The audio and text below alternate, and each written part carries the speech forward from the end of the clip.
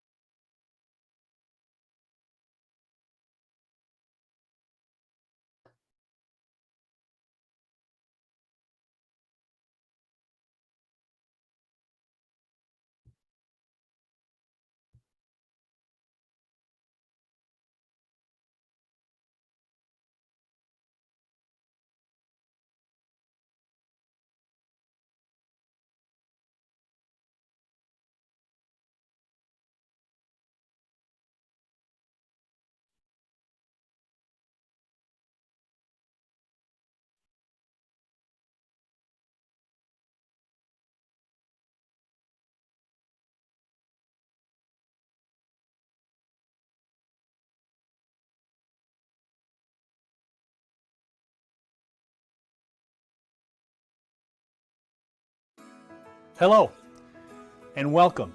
I'm Tom Constant and I'm welcoming you to a celebration of 40 years of existence of the Brain Injury Association of Michigan, 40 years of support, 40 years of education, of advocacy, of prevention, of research, of all of the things that this association has become known for in these last 4 decades.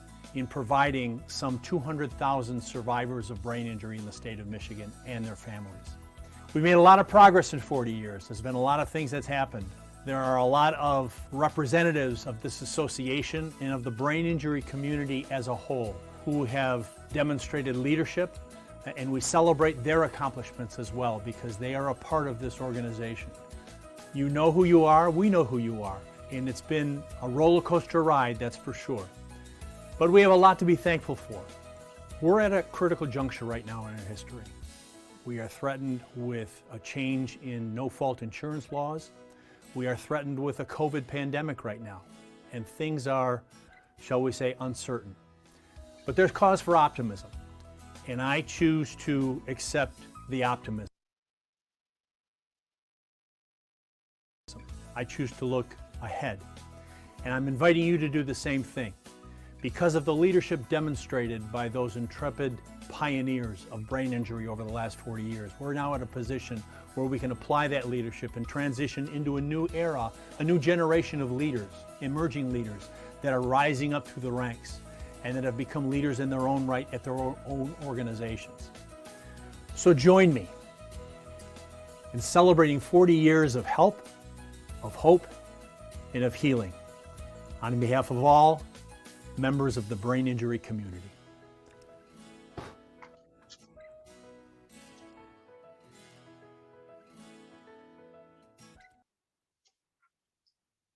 Hello, everyone, and welcome to our 40th anniversary celebration. I'm so glad to be with you tonight. As the video said, I'm Tom Constant, the president of the Brain Injury Association of Michigan. And I want to personally welcome you if you are a provider, if you are a supporter of the Brain Injury Association in any way, you're here with us tonight, and we thank you for that. This event tonight kicks off a year-long celebration. A year-long celebration that marks 40 years of, as the video said, help, hope, prevention, awareness, research, support, all of those things that has made us who we are. And it kicks off a year-long fundraising effort. Tonight and through the end of the year, we're going to be looking to raise money in honor of the 40th anniversary of the organization. And if you are a supporter of the organization, I encourage you to consider a donation. Consider supporting the organization. Even if you're not currently a donor, you may very well want to be once this program is over tonight and you see the work and the scope and the breadth and depth of this association, what it's able to do. In no small part, to the community at large, to the provider community at large that we're so fortunate to partner with. So thank you for being here tonight. I want to let you know that in recognition of this being the 40th year anniversary, We are a membership organization. An individual membership normally costs $48 a year, and that provides you with access to the association. It provides you with a reduced rate for our fall conference. And if you make a pledge tonight and join at the $40 rate, we will allow you to become a member at the $40 rate, which is an $8 savings off of the normal $48. So there's an initial incentive for you right there.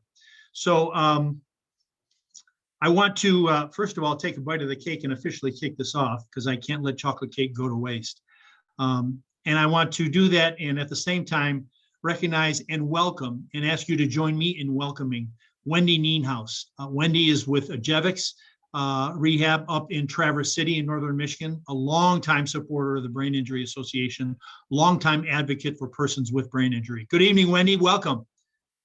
Thank you so much. And you get cake and balloons. What the heck? What the heck, Sorry. Tom? I'm celebrating. I'm so unprepared. I'm so sorry. Although I do have a bike path behind my house that goes through our yard. And so you may see some kids with helmets from Lids for Kids going behind me. So That's great. I got that. Welcome, that. everyone. Thank you so much. And we'll be hearing from Tom, our president and CEO of Brain Injury Association of Michigan throughout the evening. We are taking a journey through 4 decades of the association that has been the pioneer environment in the state for the survivors of brain injury and your families. So come along with me. If you are a participant this evening, you are also registered for fabulous prizes. Fabulous prizes in between every decade. So stay through to the end because the end of the evening, we have an extra bonus prize. So make sure you join us for that all the way through the end. It's only 90 minutes and we're looking forward to introducing you and refamiliarizing you with those experts and those influencers that are all associated with Brain Injury Association of Michigan. Thank you in advance to the panelists and to those that are in the audience because this is a new way of being a part of an event like this. And so there may be some technical glitches, but we'll try to get through it the best we can. So make sure that you stay through the entirety so that you can be a part of that prize drawing in between each decade and also continue to consider that donation, BIAMI.org. That's where you're going to do that. So as we move through into our first decade, the 80s, no big hair. I'm sorry, I don't have any Madonna looks for you today. We're just going straight back to the 80s, but we're going to be a little bit more, new millennium casual professional this afternoon. I want to take you through the 1980s by starting to move through a segment that we call the early days. And the early days segment is sponsored by Special Tree Rehabilitation System and Resilier Neuro. So those two environments are, those organizations have been a huge part of Brain Injury Association of Michigan. And we're going to move into a video and then I'll introduce our panel members that will be providing a little bit of insight. So take it away, Brain Injury Association.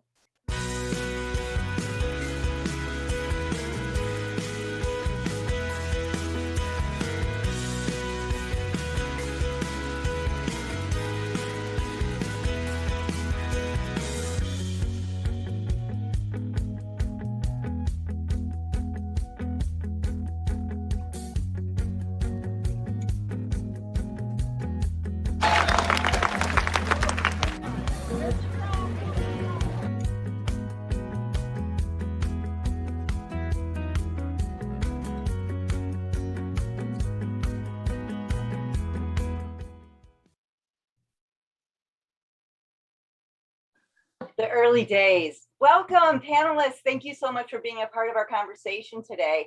And as I introduce you, if you don't mind giving the audience a wave so that I'm going to introduce you all at once and you can give a wave to those that are participating. And then I'll come back to each of you individually with a question so that you may respond. Our panel members that are part of this segment that is sponsored by Special Tree and Resilier include Sharon Barefoot. Sharon Barefoot is the association's 3rd president, and she is integral to the development of Michigan Head Injury Alliance alongside Marilyn Spivak and Jean Rickard. Speaking of Jean Rickard, Jack, her son, who is the Senior Vice President of Special Tree Rehabilitation System, served as the president of the Downriver chapter and on the Brain Injury Association of Michigan board in the 1980s. Currently, Jack is the secretary of our association board, and his mother, Jean, is an icon. She's associated with the development of Brain Injury Association of Michigan, and as the founder of Special Tree, Jean and the Rickert family, including Jack, they're often recognized as very standout members of the association, our community, and we're just so grateful for their involvement. Malie Ruddy, she's joining us this morning, or this afternoon, this evening. What time is it? I don't know. Malie, you are the director of marketing at Rensselaer Narrow, and you are an admirer of those that are part of this pioneering decade. So we look forward to hearing your perspective as just what it is these pioneers really brought to the industry and how you're following in their footsteps. Also part of our panel today, Lynn Browers, who is the current director of program development at Rainbow Rehabilitation Centers, is an active member of the Brain Injury Association of Michigan community. She has served in many ways, including the president of the Michigan Brain Injury Providers Council. And she's got a variety of favorite members just because she has so many treasured memories, including the experiences that she's had as she was part of that initial pioneering effort alongside Marilyn Spivak, who is the founder of the Brain Injury Association of America. So my first question for you all, I'm going to start with Sharon, if you're ready. Sharon, welcome. Thank you for being a part of our afternoon. Thank you. Thank you. As a part of the team that founded the Michigan Head Injury Alliance, the precursor to our association as it stands today, what was your driving influence to be a leader and gain support for this effort? Basically, I got involved because my stepson was riding a bike and was hit by a motorcyclist and suffered a very severe brain injury. And I got involved by, going to trying to find help, and ended up being the help later on. Yeah, what was it like to get the support in those early days? What was it that really allowed you the opportunity to recognize that there needed to be something, and how did you gain supporters? We just wanted to give information. I mean, I was going down to the hospitals, and anytime I could talk to a parent, and because I was a parent going through it, that I would be of help and try to explain things, because in those days, nobody understood, other than the doctors. I think there weren't many people that understood what the brain injury even meant. Well, it was great that you were able to gain that, and we're just so grateful that you did what you did. Thank you. Well, you're welcome. And moving to our conversation with Jack. Jack, thanks for joining us. Thank you for your correspondence throughout this process. Jack, I've got a question for you. Your mom, your mother Jean, founded Special Tree, and she joined the leadership to what would become the Brain Injury Association of Michigan. How does your mother continue to inspire you? And how important is fundraising to further the vision of your family in this effort? Well, anybody that knew Jean, is my inspiration is fear. And even though she may be gone, she's still in the back of my head, making sure I do the right thing. Let me first pay homage to Sharon. Thank you for being here. Thank you. Over the years, my responsibility, driven by Jean, was always about these charity auctions and raising money for the BIA, for the MHIA, as we knew it back then. And Mom would twist everybody's arms that she knew: fur coats, cars, shotguns, puppies. It was always about developing the organization. Jean knew people, and she understood the organization and saw its value. And part of the reason we're here today is because we see the value. of the BIA. And it takes money, frankly. And part of our responsibility is to help fund the organization. And we're here simply asking folks to consider a donation to the BIA. Our largest events have been canceled. It's tough financially, frankly.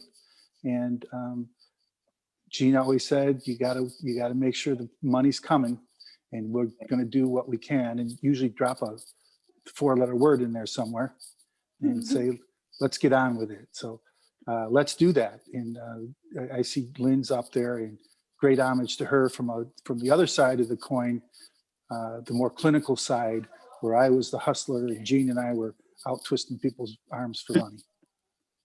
Maybe I shouldn't say twisting people's arms, but I'm blunt like she was. Jack, thank you so much. Well, we need you. And this is the goal of this event this evening, is to further the awareness, celebrate the association, and also encourage the contributions that are so necessary. So thank you for your work. You've really seen a huge evolution of how that fundraising has happened. Give us one example of a fundraising event, or just one instance that is just very memorable to you as far as fundraising back in the 80s. Oh, there was a shotgun that Dennis Zatko, the former president of the BIA, donated, and my brother Joe bought it. And the next year he donated it back, and Dennis bought it. And the next year Dennis donated it back, and Joe bought it. And that shotgun traded hands about 6 or 7 times, and it was worth about $4,000 or $5,000 a year. That's fabulous. That's inspiring, because we always are looking for those new ways to do things, and sometimes looking past into the past helps us do that. So there we go. Who's listening? Is anybody taking notes? Thank you. Thank you, Jack. Now I'm moving from Jack into a conversation about how those icons of this decade really inspired the next generation of leaders. Malie, what is your experience with what you saw and what you witnessed when you look at the pioneers of the Brain Injury Association of Michigan and those that really launched what we needed in our state? What are some memorable things that you used to create your drive and your own moving forward? Yeah, as a fellow redhead, I'm really excited to hear Jack say that he was afraid of his mom. Honestly, that makes me happy. But in addition to that, I think what Jack and most of the Rickards and the Van Ackers and a lot of the founders of this organization don't say is their extraordinary heart. Jack he does have a very vivacious vocabulary, but he's also the most kind and generous person that you could ever meet. Hardest worker in the room always. And I think with all of the Rickards and all of the Van Ackers and all of the people who really came together to make sure that people had the advocacy and the treatment that they deserved. Those are the things that I think of when I think about the founders. And, now it is a challenging time, right? I mean, not only did we have auto no fault reform, but then we had a pandemic. And so now we're all just trying to figure out what we're going to do next. But that's also something that I would say is always very inspirational.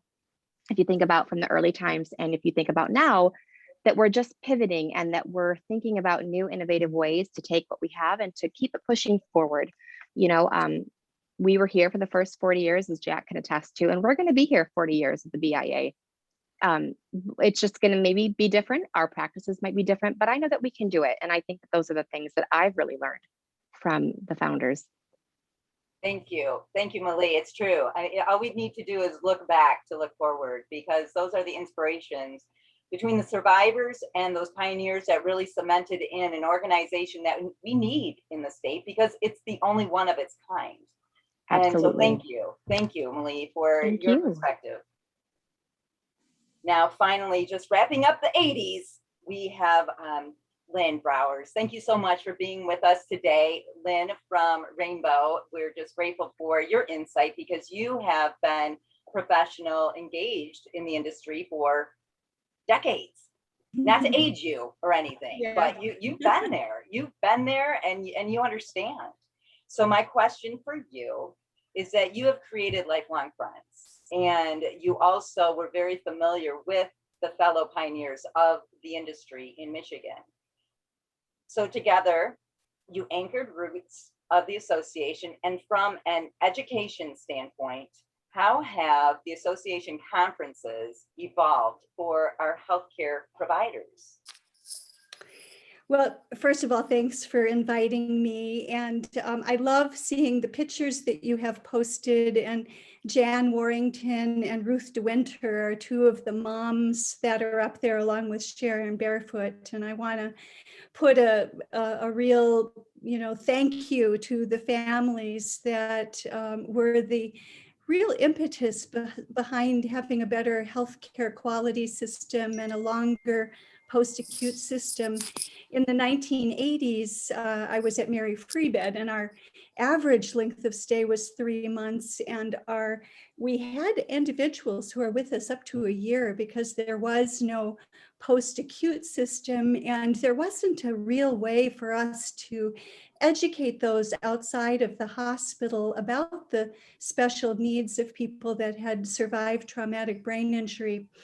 So, our early brain injury conferences had a real strong push toward, educating people at every life stage of people that, had injuries from the hospital all the way through to community living. And through the BIA, we were able to start conferences. And I remember, Sharon, you were at ones before I was there, but after several years, I was involved both at the conference committee level and packing brown bag lunches, which we then held the state conference in like a Baptist church. That's where we were to begin with. And building both the interest of the community in brain injury and building the association. And the conferences were always a fundraiser for the association so that more people could have that lifeline.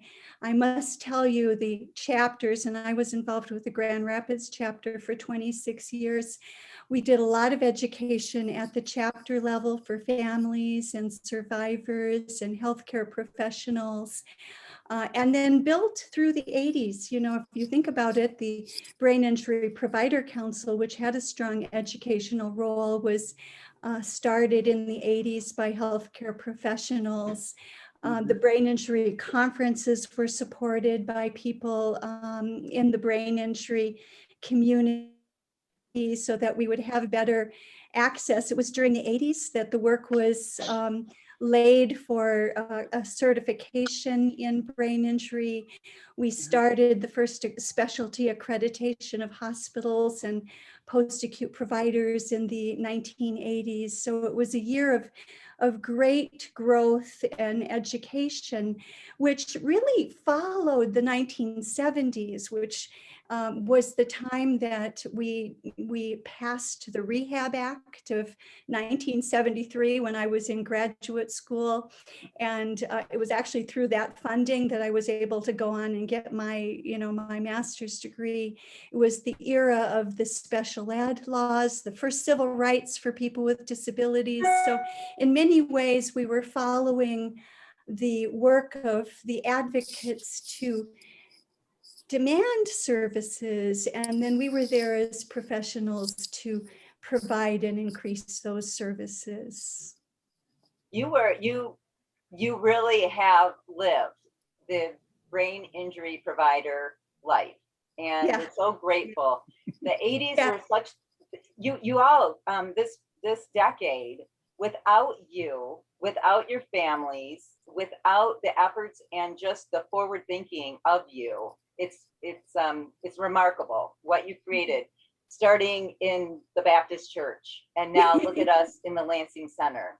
Yeah. Thank you, that's thank right. you, thank you all. Thank you to our panel for celebrating the 80s this way. And as we move forward into the next decade, you still are going to be able to view as a panel member, but we won't be able to see you. But thank you for continuing to join us. And also thank you to our audience for being a part of this celebration with us. We're so grateful, and I'm just thrilled to be a part of it this afternoon. I'm Wendy Nienhaus, and as a supporter of the Brain Injury Association, I am thrilled. And now back to the staff, who has not only a mission moment, but there may be a prize involved. so don't go anywhere. Why, that's right. Wendy, how did you know that? I know. Let me take a minute too and recognize, especially Sharon Barefoot. Sharon, if you're still on, Marty Zabrovitz is saying hi to you right now. And Marty states that, you know, he thanks you for starting Camp Barefoot. Marty started there in 1994, and he's only missed 3 camps. And you were his inspiration to start working with us. So he reaches out and says, Sharon has helped thousands of survivors. So on behalf of Marty and everybody watching, thank you, Sharon, for joining us from Florida, where you are. It's been a pleasure to see you and talk with you. And thank you to everybody, Jack Rickert, Malie Ruddy, and Lynn Browers. You know, Lynn talked about education, and we're going to get into that in just a second here, because that's one of the 3 pillars that we have. And she's really started and set up the whole education aspect of the Brain Injury Association. I'm going to let the video tell the rest of the story.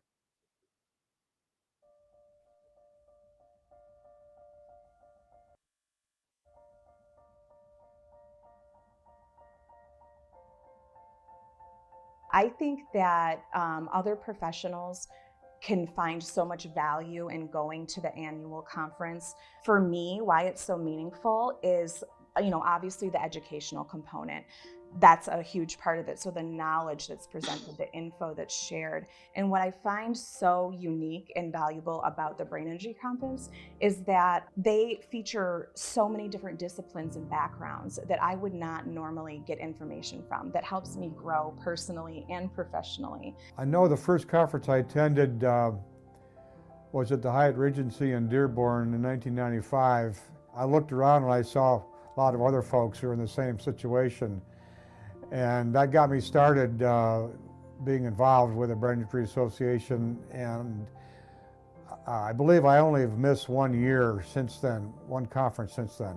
I get a lot of great new information, and it's fun to go see all the friends I've made over the years, and I also get so many new ideas and can go back home and try to put those ideas to work in my life, and they are usually pretty good ideas, and I just have to work at them to make them fit into my schedule and my life at home. The Brain Injury Conference in Michigan is probably the best in the country, and it's an opportunity to meet people from all walks. So many different providers of services are there in one place. Another thing that's really, really meaningful to me and that stands out when I think about the Brain Injury Conference is the sense of community and connection that the BIA has fostered over the years. And when you're there, you can feel that. It's that energy is in the air, and it is to be a part of and hopefully contribute to as well. That environment is so meaningful because I'm getting to, you know, again, gain knowledge, education, but to hear people's stories and meet new people and see old faces. And it's inspirational because it feels like we're all there for the same purpose. We're there to learn, to help people and to grow. And to me, there's what more is there, right? So I think the education and the connection and the sense of community are what really stand out for me for the annual conference.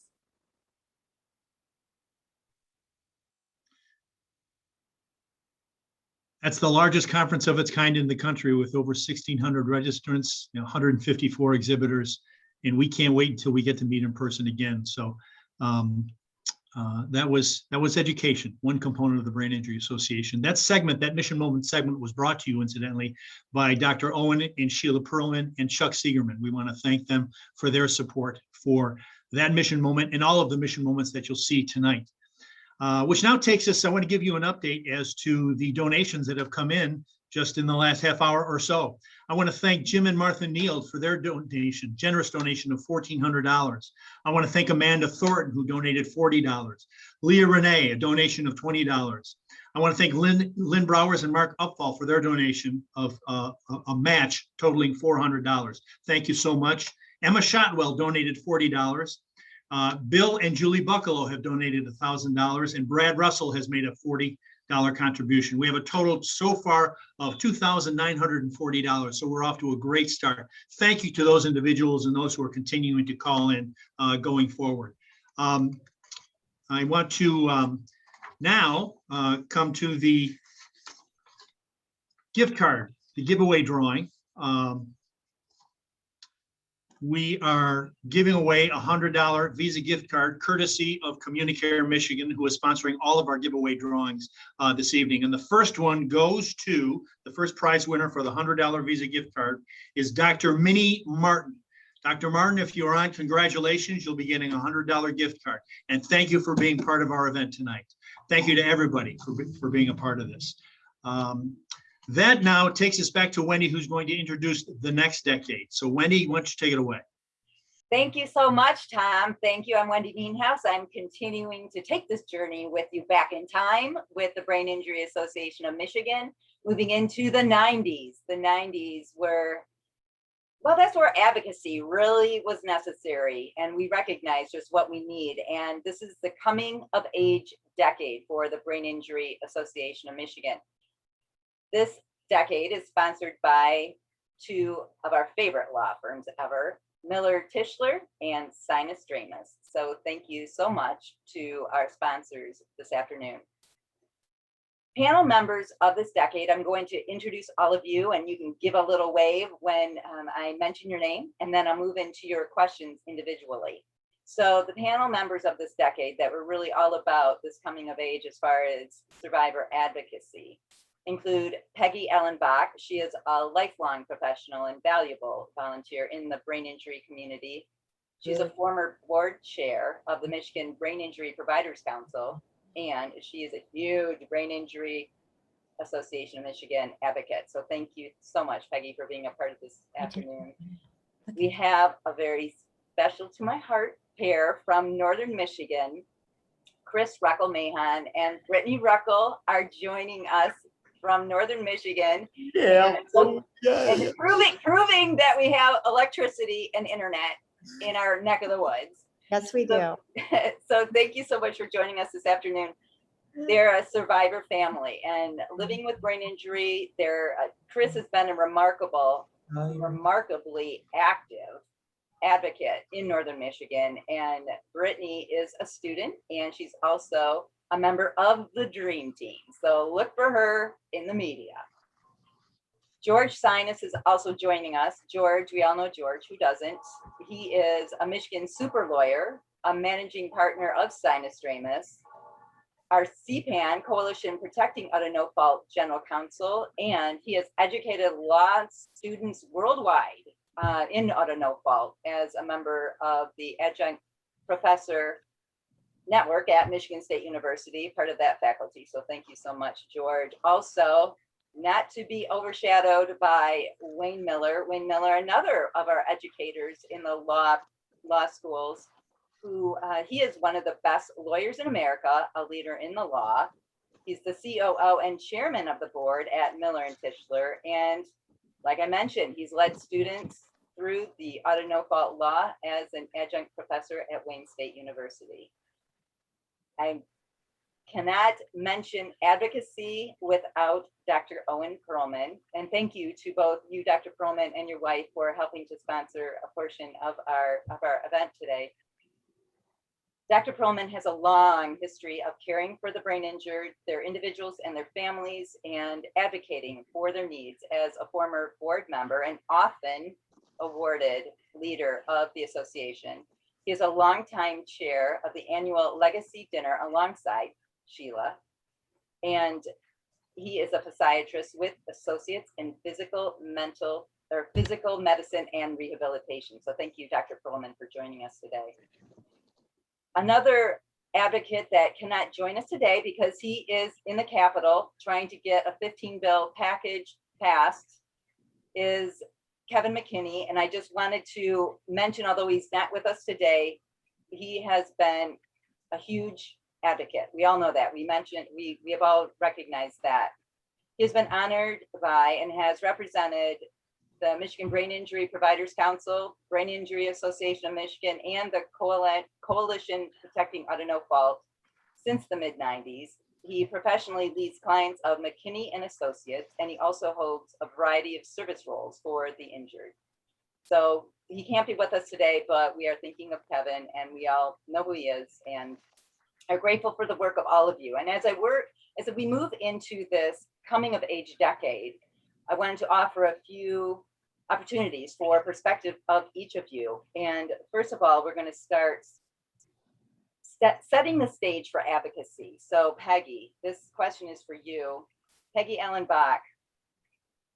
Advocacy moved to the forefront in the 90s, and as a highly active care provider and an association leader, how did you see survivor advocacy evolve into such importance in this decade? Well, thank you very much. It's a pleasure to be here today. I'm honored that you've asked me. When I first entered the field in the 80s, no-fault insurance was kind of the driver for the care and rehabilitation of persons with brain injuries. And it also helped us create a very powerful provider network that I would say is second to none in the country. Our advocacy efforts at that time in the mid 80s to the early 90s really focused on access to care for injured persons. It focused on survivor and family education and helping to reduce the stigma of brain injury, along with some other things as well. But then the early 90s hit, and one of our first threats at No Fault was that the two ballot initiatives in 1991 and 1993, Proposal C and D. This is when our advocacy efforts took on an additional role, not just supporting families and survivors, but also looking at our role in Lansing. To say that we were in infancy stage in this kind of advocacy is really an understatement. I remember putting flyers on windshields during that time. That's how, when I say infancy stages, that's what we were doing. It was during this time that I actually met Kevin McKinney for the first time when I was on the MBIPC board. And I remember Kevin pushing and pulling us along, trying to teach us how to be good advocates along with the Brain Injury Association. I can still remember attending the Miami workshops on how to be a good advocate, you know. Thank God, thankfully, we were very successful in defeating those proposals with those grassroots efforts. But over the years, the threat to No Fault system continuum of care took on kind of a new form. Legislative laws were being passed that affected us. Devastating court decisions that affected how we provided care.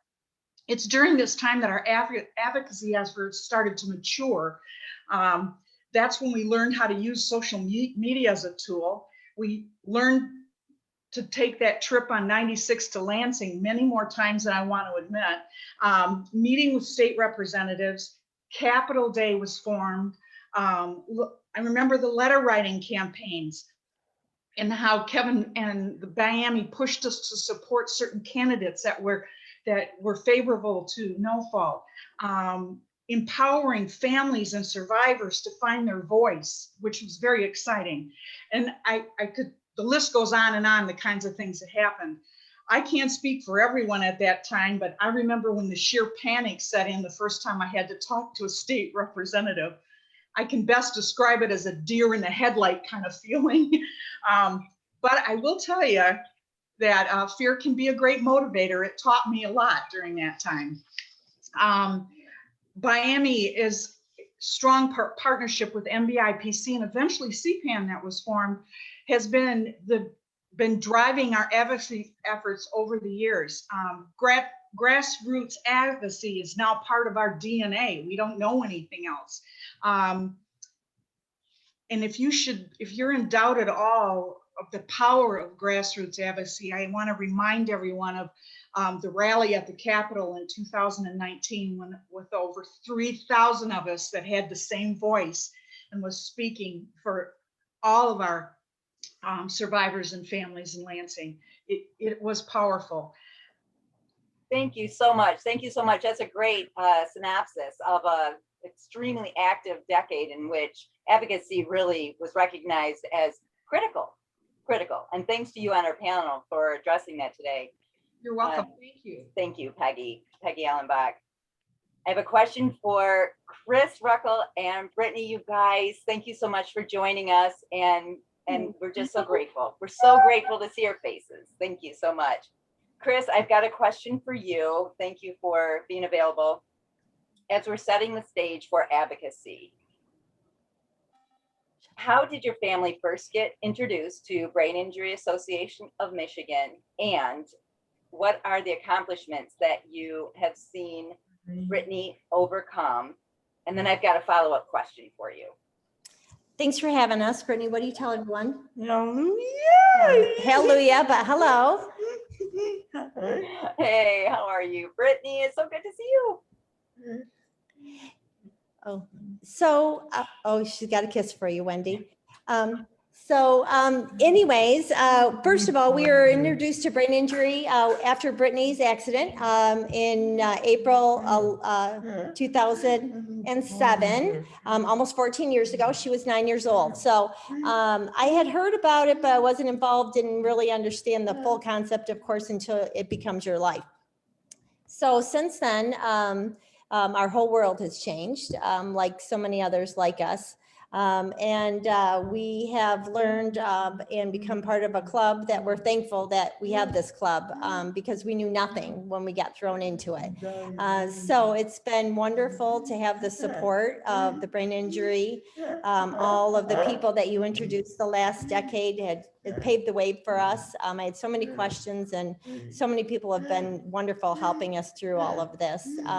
We've learned so much. We have so much more to learn. But what we have been fortunate enough in the past 13 years since the accident is we did have Auto No Fault that was providing Brittany's services, all of her services, which are from PTOT, speech, personal training, medical bills, you know, those kind of things. And quite honestly, what we're facing today is a different bully. And it's very scary for us. It's very real for us. And being a part of Brain Injury Association of Michigan, along with CPAN, I'm also part of the PANIC committee with CPAN. And so what we've seen with these therapies is Brittany, they had said she'd never speak again, she'd never walk again. And we've made so much gain. She's on a treadmill with help with two people, but she propels that by herself at a therapy treadmill for 30 minutes every day. She gets stronger and she is just a wonderful, happy, fun-loving, joyful human being. And I have so much to be thankful to have her back with us with a lot of work and a lot of other people helping us. We have home health care that helps us. I certainly could never do it by myself. It's a 24-hour, 7-day-a-week job. Those are some things that I'm worried about moving forward, Wendy. How would you, my follow-up question would be, how important is advocacy? And what does that look like to get involved in a snapshot? Yeah. How important is it? How critical is it for action to be taken by us as we're witnessing and you're sharing your story? How important is it for us to get involved at this point? It's really not a choice. I think it's imperative that everybody, and along with all those people that are in your circles, your aunts, your families, your cousins, your friends, your school, your teachers, your doctors, having everybody contact all their people in Lansing, wherever they might be. And not only send them an email, but phone calls, let them know that you know somebody or you're involved in it some way, and how important and how devastating this new fee schedule will be, along with the attendant care. It's just impossible to even understand how we'll get through a day, let alone a week, a month, and then a year without the help of all these great providers that help Brittany move forward in her recovery. And that's what was promised to us many years ago when all this happened. So it's very, very important. I think it's also important to let them know who you are. So my Senator Wayne Schmidt knows us personally, and he knows us by first names. And so not only to do that, but make them know you, understand who you are, what your situation is, because if they don't understand it, they're not going to fight for us in Lansing. You're right. And this, as much as this is an awareness celebration and a reminder of where Brain Injury Association of Michigan started and where it's going, it is an advocacy opportunity. This decade created and established through figures like yourselves here on this panel, just the importance and the critical nature of advocacy and how moving forward it's necessary now more than ever. So thank you for sharing your story and your connection. And thank you so much for being here, Brittany. It's so good to see you guys. And if you have to take off, we understand, but thank you so much for being a part of this. As we're moving through our panel, this decade is so critically important. I want to move into the more legislative side and how did we fight? How did we start that fight? So I'm bringing in George Sinus. I have a question for you, George, from the sunny sunshine of Arizona. Unless no one was supposed to know that's where you are, I apologize. Is that okay? Did I blow your cover? That's quite all right. Quite all right. Right. Okay, George, how is the Michigan auto no-fault insurance system established to protect Michigan families in the 70s? And then why did it become such a fight in the 90s? And how did the Brain Injury Association of Michigan get involved? Okay, so the short answer is this. The Michigan auto no-fault law was enacted because the Michigan tort law system alone was not adequate to provide the necessary financial resources to help take care of severely injured accident victims. And that was because tort law required the victim to prove the other driver was at fault and the victim wasn't at fault at all. Tort cases were expensive, they were time consuming. And so the no-fault concept was introduced in Michigan in the early 1970s to rectify that problem by creating a medical reparation system that was built on a basic deal, a quid pro quo. The victim would become entitled to uncapped lifetime medical and rehabilitation coverage in exchange for the placement of reasonable limitation on the right of the victim to sue wrongdoers in a tort case. But to sell that system and to maintain it, it was very critical that no fault maintain a sensitive balance between guaranteeing these vast and generous medical and rehabilitation benefits while still preserving the right of the victim to sue the drunk and the careless driver whose socially irresponsible behavior caused the problem in the first place. And that balance was maintained by what is called the tort threshold. Unfortunately, as this decade approached, the Michigan appellate courts were demonstrating their penchant for instability with regard to maintaining that critical balance. And there were a number of cases that demonstrated that. But you talk about instability, it really became acute when this decade began in the early 90s. And as been mentioned several times, we had those two huge ballot proposals that I think Wayne is going to talk a little bit more about, Proposal D and Proposal C in 92 and 94. And we worked together and largely with the help of BIA, those proposals were defeated. But the victory was not a permanent victory because the very next year, 1995, finally the enemies of no fault were successful in extracting their pound of flesh and they passed PA 222. That law didn't address no fault PIP benefits, but it did go right to the heart of the tort half of no fault, created terrible instability by adopting a case that had been overturned years ago, the Cassidy decision, making that the new threshold, the new gatekeeper. Now, BIA was wonderful when PA 222 was being debated because BIA came to Lansing and was able to soften a little bit of the blow of 222, but it was still obvious to all of us. This is a bad bill and it's likely to create continued disruption, and no fault does not do well with instability and with political disruption, but it was clear that was coming with PA 222. And sure enough, as this decade drew to a close, as 2001 was coming, the Michigan Supreme Court, now populated by justices who didn't have a very favorable view of no fault, sent a signal that it was going to review 222, and the signal was loud and clear, it was likely to make it worse for the victim. And it was at that moment when that signal was sent in 2001 that BIA and other groups that had a vested interest in the preservation of no fault decided, look, we got to do something. We have to create a broad-based coalition to keep this fight going, because this fight's not going to end. It's obvious it isn't going to end. And as a result, that coalition was formed, the Coalition Protecting Auto No Fault, CPAN. And I want to be real clear. CPAN would never have been born without the Brain Injury Association of Michigan, the Michigan brain injury community, and leaders like Mike Dabbs and Kevin McKinney, and our other allies in the legal world and in the medical world. And now CPAN is about to celebrate its 18th birthday.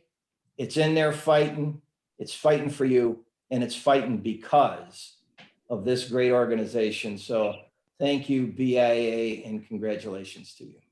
Well, thank you. Thank you so much, George Sinus. And he's a very familiar face, and you are that fighter for us. And you've been alongside a variety of fighters like Wayne Miller. You are going to join us and share your perspective, fleshing out a little bit more of what George started to share. My question follows up a little of what George shared there. Wayne, between 91 and 2000, what relevant legislative proposals, which we've shared a little bit, C&D, Prop C&D, action and lawsuits define the urgency for a full press advocacy by Brain Injury Association and CPAN? Well, thanks, Wendy, and hello, everyone. It's wonderful to be with you virtually. And before I answer the question, I do want to say, picking up on what George said, that CPAN would never have been born without the genius of my homeboy, George Sinus. So we owe a special gratitude to George today, because CPAN has been so influential in this legislative process that we've been enduring for so long. Well, the 1990s was a special decade for our movement. In the 1970s, advanced imaging studies and emergency medical services began to save lives that previously were not saved. And at the same time, by a magical fortuity, we had no-fault insurance to pay for the special care and rehabilitation for our new survivors. As George described, in the 1980s, our law developed and confirmed powerful benefits for our people. And then in the 1990s, we faced our first political and legislative challenges. So it was in the 90s that our movement, our brain injury movement, came of age. We've talked about Proposition D in 1992. Proposition D was a ballot initiative sponsored by one of the insurance companies. So they actually got it on the ballot to bypass the legislature, who they didn't think was moving fast enough. And it was an insurance wish list, similar to what we've seen more recently. Brain Injury Association of Michigan, along with some allied grassroots groups, got together to oppose the ballot initiative. And I remember, like Peggy did, just all of the activity that we had to try and educate and alert people. And the result was amazing. Proposition D was trounced at the polls, 62 to 38%. That's a landslide, a real landslide. Well, what a lot of people don't remember is that despite this overwhelming display of opposition to messing with our no-fault law, Governor Engler apparently didn't care what people thought. He got his legislative cronies to pass a bill very similar to Proposition D. And a lot of people forget that this bill actually went into effect in early 1993. So there was a very bad no-fault law long ago. So we've been under this sword of Damocles before. So what did we do back in that day? Well, we immediately, Brain Injury Alliance and our allies, grassroots allies, again, got together and we established a referendum So in other words, we put a proposal before the population again, just 2 years later after we won the first time. And this referendum won again by 62% to 38%. In other words, our referendum passed, and the law that Governor Engler had passed and was in effect, but suspended until the referendum could be heard, till the people could be heard, that law went out of existence. So we won and we saved the day back in 1994. Now, as George said, Governor Engler continued to ignore the will of the people expressed at the ballot box. But this time, when he passed a law, as George said, he did not mess with the no-fault benefit side of things. I think he realized that that could not get through at that time. So he focused on the tort side of things.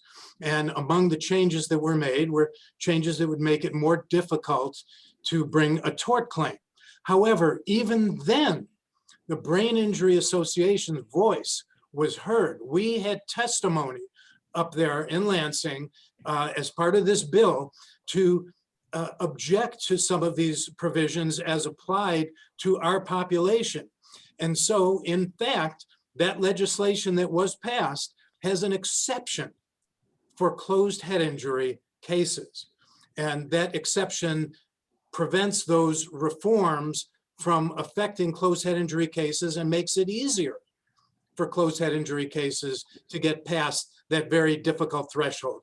So brain injuries, as a result of Brain Injury Association's involvement, are the only injury to have special treatment under the law.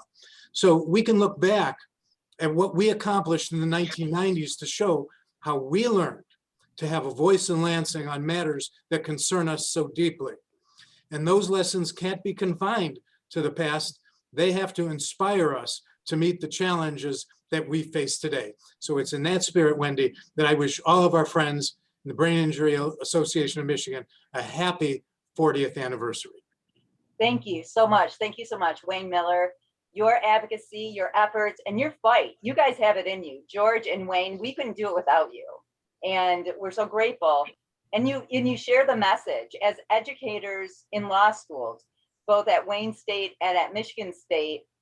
And I know the Sinus family continues to carry the torch and educate our law school students. You are able to really emphasize how important it is for the population of up and coming attorneys to understand the fight that we face as families, providers, and survivor families. So thank you so much for your work. And we couldn't do it without those like Dr. Perlman. Dr. Owen Perlman, thank you so much.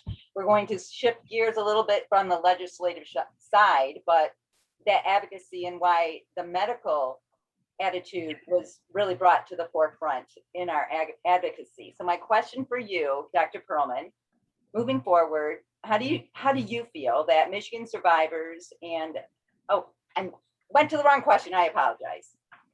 Dr. Perlman, from a medical standpoint, how did this decade confirm relentless advocacy was necessary to protect families and utter no faults from your medical experience? And before you answer, thank you so much for interrupting your patients in the middle of the afternoon to be with us today at this event. Dr. Well, thank you, Wendy, and thank you to my patients who are used to my taking time off to do advocacy, to be honest about it, because they recognize the importance of it.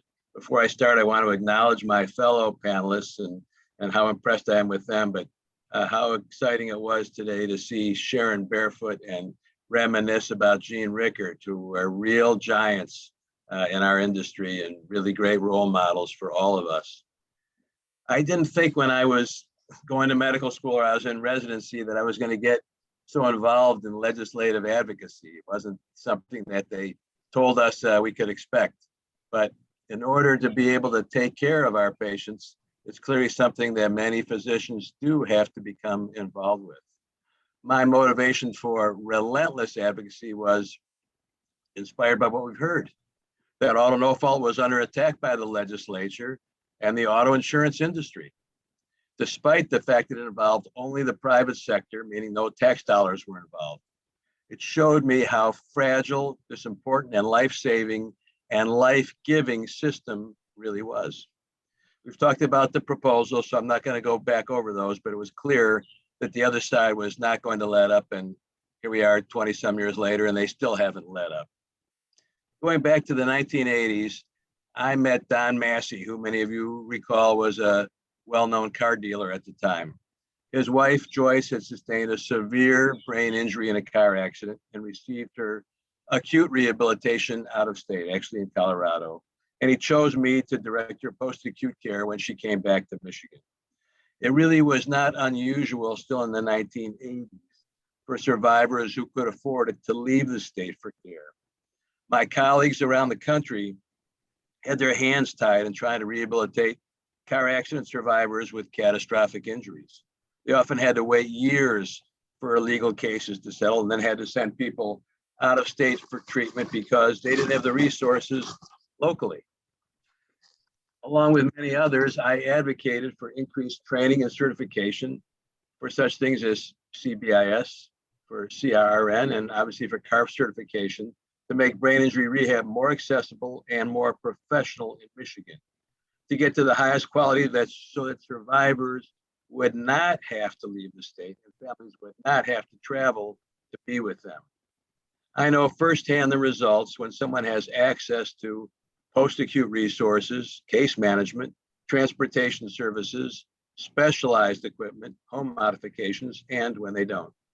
From the 1980s, Alan Borton would not have returned to composing music, Justin Anderson to designing textiles, despite their physical injuries without these services in place.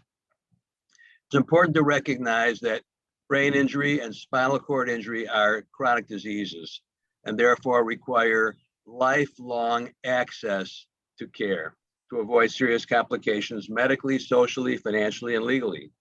The goal is a meaningful recovery and the opportunity to not just survive, but as we've said before, to thrive. BIAMI has been a tremendous leader and partner in this journey of education and advocacy, as you know. As we celebrate the 40th anniversary, we all encourage everyone to dig deep and provide meaningful contributions to help us continue the important work that we're doing. And I know that if Kevin was here, we would all be acknowledging him as the person who really created the tent that included all of us, MBIPC, BIAMI, and other medical subspecialties as well under the rubric of CPAN to move this advocacy forward. So I really want to acknowledge him and acknowledge all the people that we've worked with through these years and we will continue to work with through these coming years. Thank you. Thank you so much, Dr. Perlman. And you, alongside your wife, have provided so much support for the association. And this is a powerhouse group, just like Tom has indicated in the past. You know, you are the brain trust and we couldn't do it without you. So don't go anywhere because clearly, Wayne, you can go out into space. And George, you can go to Arizona. We're still knocking at your door. I'm sorry. And Dr. Perlman, you know, you're just never going to escape either. So thank you so much. And Peggy, Chris, Brittany, thank you so much for being a part of this decade. As we look forward to the future, we really have to recognize this coming of age in the 90s. Couldn't be there without you. And that promotion of the advocacy that is so necessary and the hope that we having our voices heard, actually, there's hope that they listen.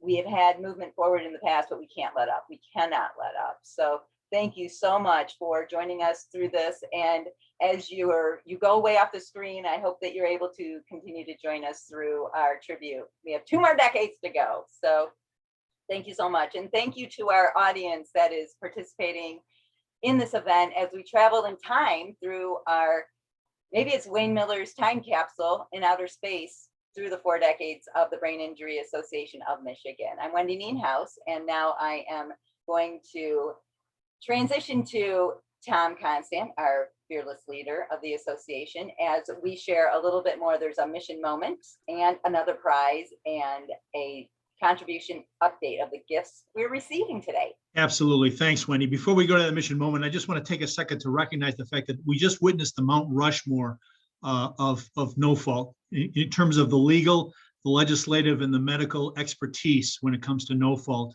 If I could put your four faces, George, Wayne, Dr. Perlman, and Kevin McKinney, who couldn't join us today, you four would represent the Mount Rushmore of no fault. It's amazing to hear you speak, and we're all grateful for everything that you've done. With that, I want to transition, before we get into the next decade, I want to transition back into a donation update and let you know that last time, I think I let you know we were at $2,940. We are now well over $5,000, and that's something cause to celebrate. So thank you to the Shotwell family for a gift of $140. Thank you to Margaret Cruzy for a gift of $200. To Rosie Pung for a gift of $200. Deb Emery at $100. Diane Dugan at $50. Kristen Howard at $100. Alicia Spencer at $50. Stephanie Hune at $44. Love the alliteration with 40th anniversary. Elizabeth Piner for $100. Tobias Roberts at $400. Kathy Esper at $100. Karen Sater at $500. Joyce Wright at $100. Thank you all for your generosity.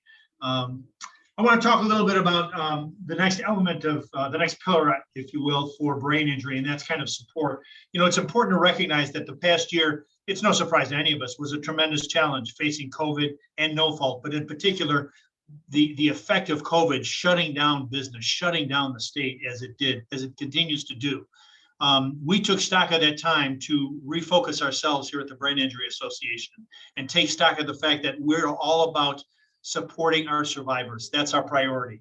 And so in the past year, in the face of this global pandemic, we've banded together, we've honed our focus on survivors, we've established a dedicated hotline for survivors, which rings directly to Diane, Kathy, and Nicole's personal cell phones, so we can remain just a phone call away for our survivors. We launched the Carol Green Survivor Assistance Program, providing direct financial support to survivors for basic needs, things like medication, like transportation, food, utilities, and durable medical equipment. And we're proud to say that we served more than 20 survivors over the past 9 months with that fund. So we're very, very proud of that. I want to give you an idea of where your money goes and what it helps us do.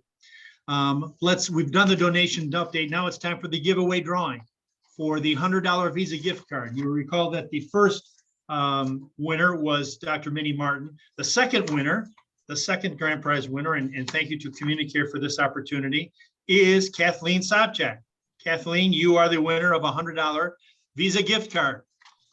So enjoy. With that, I want to give it back to Wendy to take us into the next decade. Wendy? Thank you so much. Thank you for the gift announcement, and all of you are registered. If you are a participant this afternoon, you are registered in that drawing. So don't give up hope. It could happen. There are more to come. And especially at the very end, there's a special bonus prize. So don't go anywhere. Thank you so much, Tom Constant, for the information, the mission moment. And as we move into the next decade, traveling in time into year 2001 through 2010, this is our decade of public awareness. And this was a very important decade for public awareness. And we're grateful to Rainbow Rehabilitation Centers to be our sponsor of this segment. And we'll see a little video, and then I'll move into the introduction of our panel. Rainbow Rehabilitation Centers is proud to sponsor and welcome you to the decade of increased awareness of brain injury. We saw the tremendous growth of many programs, including the legacy events, fall conference, expanded CBIS training and certification, and many other activities for survivors, supporters, and sponsors. CPAN was created during this decade. The wars in Iraq and Afghanistan shone a light on brain injury. A TBI grant, TBI waiver, and standards for brain injury rehab were supported and developed. Rainbow is proud to have worked side by side with the Brain Injury Association of Michigan during this decade. We don't hear anything.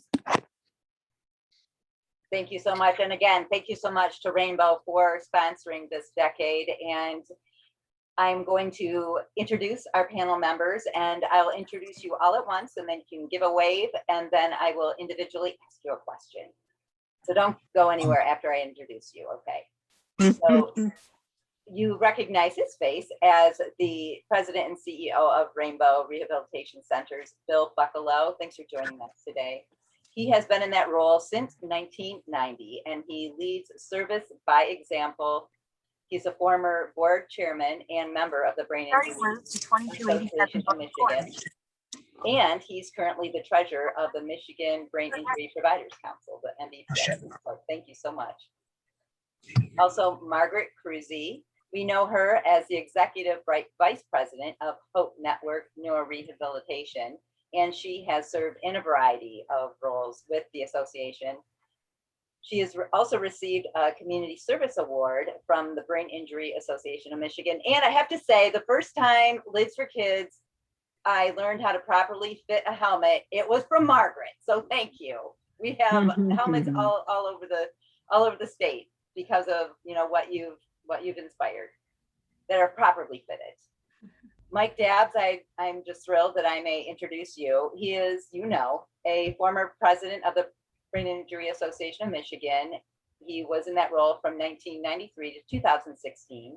He's a former chairman of the Michigan Department of Community Health's Traumatic Brain Injury Services and Prevention Council. And we all know him as the face of our association for 23 years. So thank you so much for joining us today, Mike.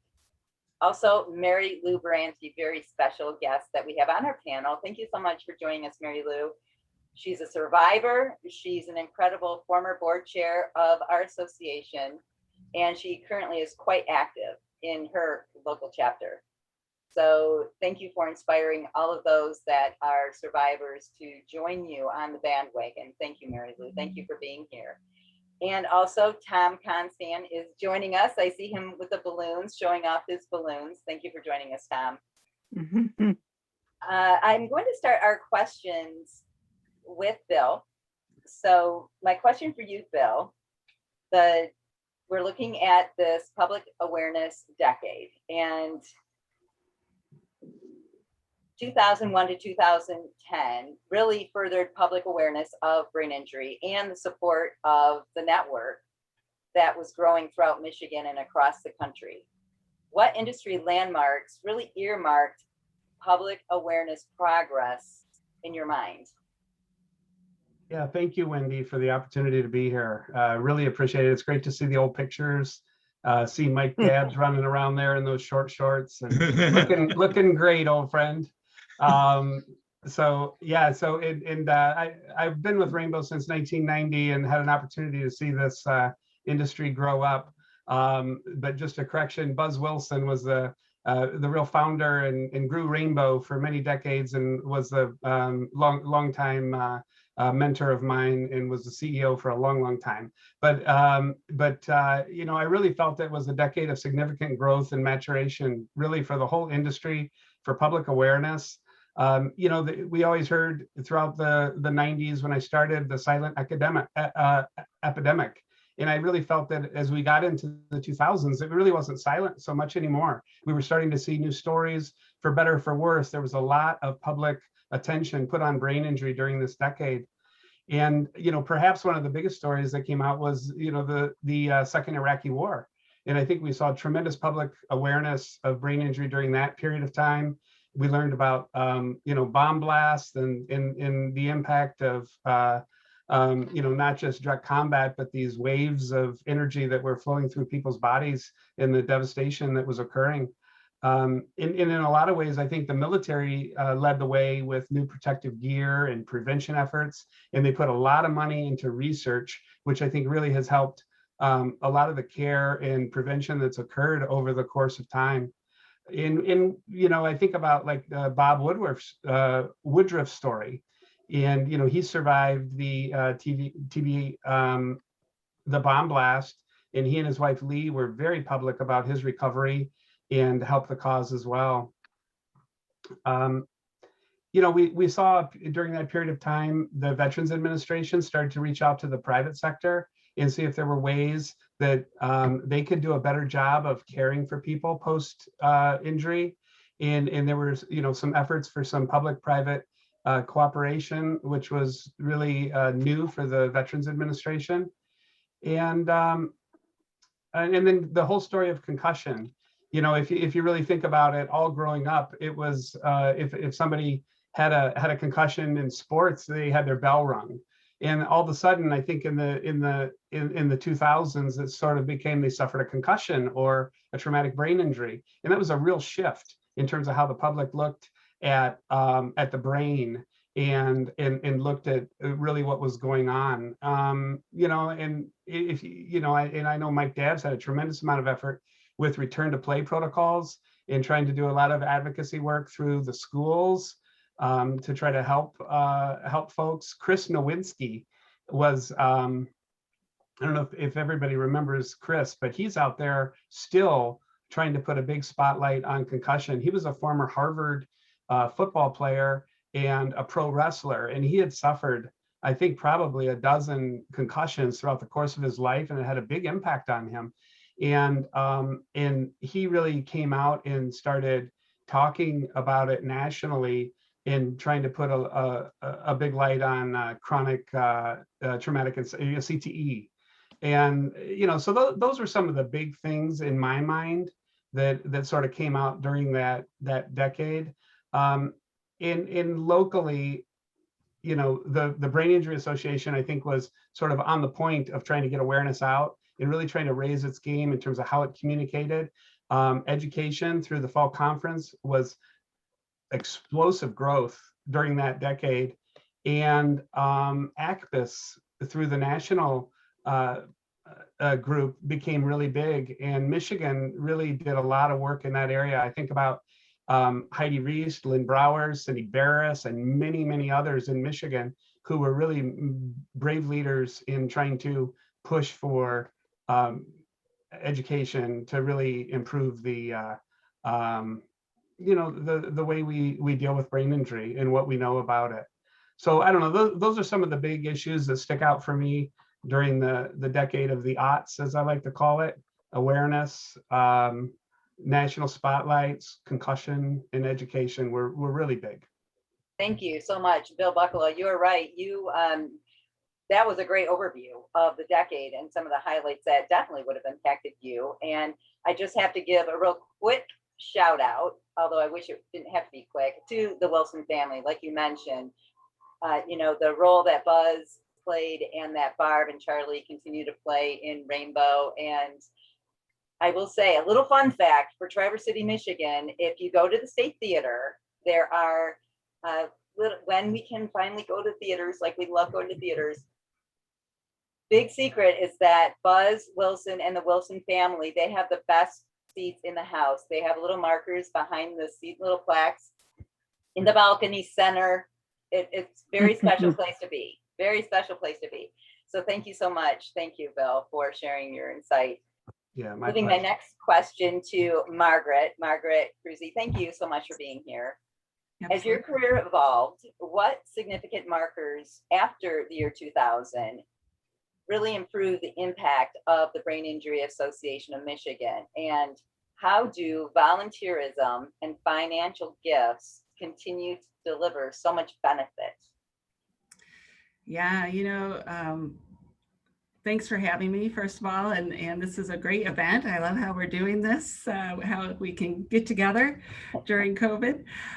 To respond to your question, there was a lot of growth.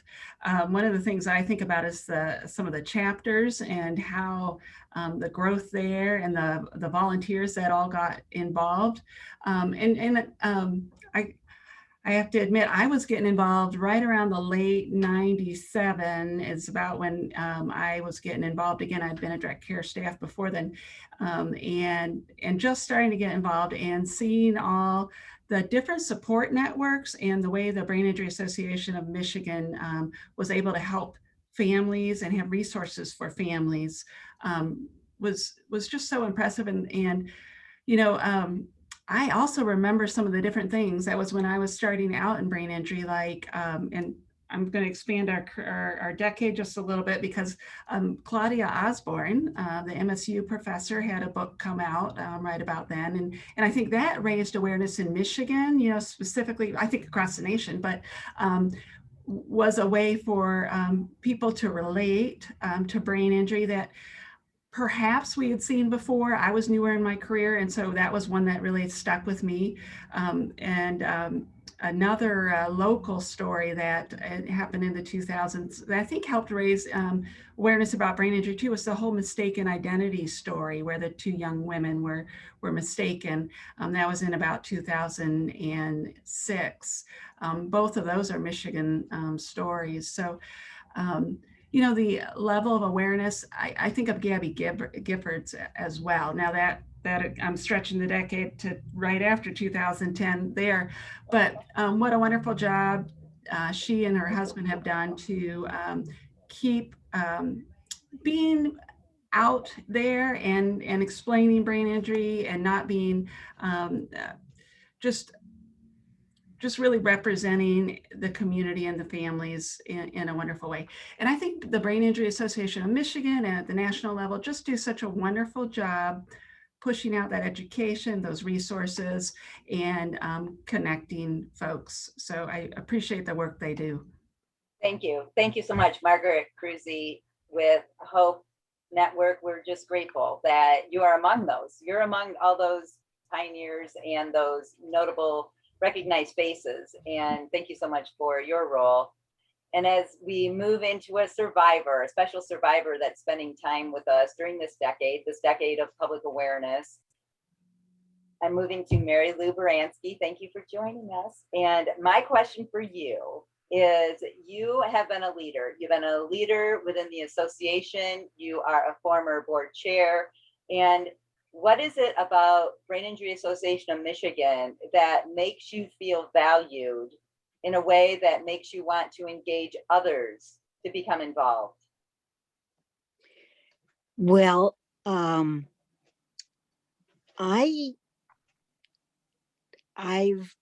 continued to advocate all along since since when Gaylord, before Mike Dabbs came out. And they know me in Lansing because I've been there so much advocating. And I really think that it's so very important to mentor and share. And I mean, I've gone to the Tigers, the Lions, the Red Wings. I was the first survivor in the Hall of Fame, just Sports Hall of Fame. And just getting out there and making yourself known as a survivor and sharing it with others that yes, you can still be a part of the system. I mean, you know, it didn't matter if you're a survivor or what you are, you still kind of work and advocate and run all over the state. And when I was, I worked part-time for Michigan Protection and Advocacy Services. And I was training people how to advocate, how to write letters, how to talk to representatives. And I mean, I was going in the UP and I was going all over. I didn't even know these people. And the Indian population, one of our populations that's so untouched. And in 2003, but when I became chairman of the board, we had lost a big amount of funding from the Department of Defense.